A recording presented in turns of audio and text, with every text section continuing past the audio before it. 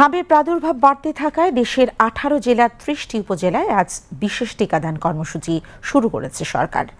6 মাস থেকে 5 বছর বয়সী শিশুরা হাম রুবেলার টিকা পাবে। কেউ আগে পেয়ে থাকলেও চলমান ক্যাম্পেইনে টিকা নিতে পারবে। টিকা প্রদান কার্যক্রম চলবে সকাল 9টা থেকে বিকেল 5টা পর্যন্ত। বিস্তারিত ডেস্ক রিপোর্টে।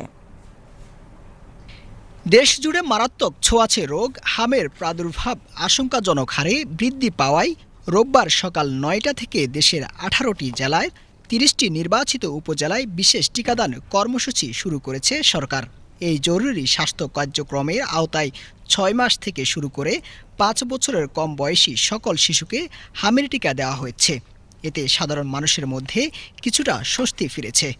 যারা এখন অসুস্থ টিকা দেব না, কিন্তু তারা ভিটামিন এটা পাবে। এই মাসের 12 এপ্রিল থেকে আর 7 দিন পর থেকে আমরা ঢাকা সিটি কর্পোরেশনের উত্তর, দক্ষিণ, ময়মনসিংহ এবং বরিশাল গ্রেটার এরিয়াতে ইনশাল্লাহ আমরা টিকাদান কর্মসূচি চালিয়ে যাব।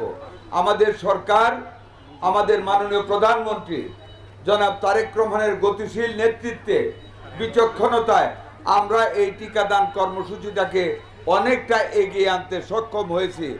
স্বাস্থ্য ও পরিবার পরিকল্পনা মন্ত্রী মোহাম্মদ সরদার সাখাওয়াত হোসেন সকালে ঢাকার নবাবগঞ্জ উপজেলা স্বাস্থ্য কমপ্লেক্সে এই টিকাদান কর্মসূচির উদ্বোধন করেন।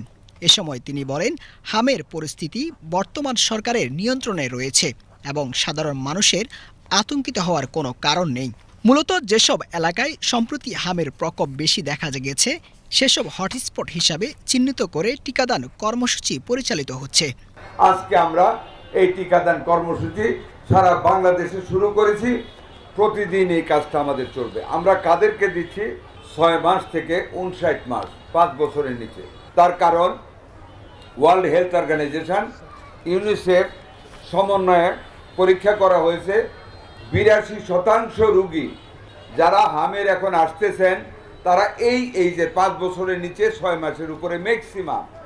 কাজে আমরা টার্গেট করেছি সর্বপ্রথম এই গ্রুপটাকে 6 মাস থেকে 59 মাস, মানে 5 বছরে 1 মাস কম, এটাকে আমরা সম্পূর্ণরূপে কাভার করব টিকা দিয়ে। তারপরে আমরা বাকি গ্রুপটাকে কাভার করব।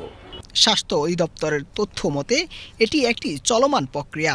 প্রাথমিকভাবে ঝুঁকিপূর্ণ এলাকাগুলোতে কার্যক্রম শুরু হলেও ধীরে ধীরে সারা দেশে সম্প্রসারণ করা হবে।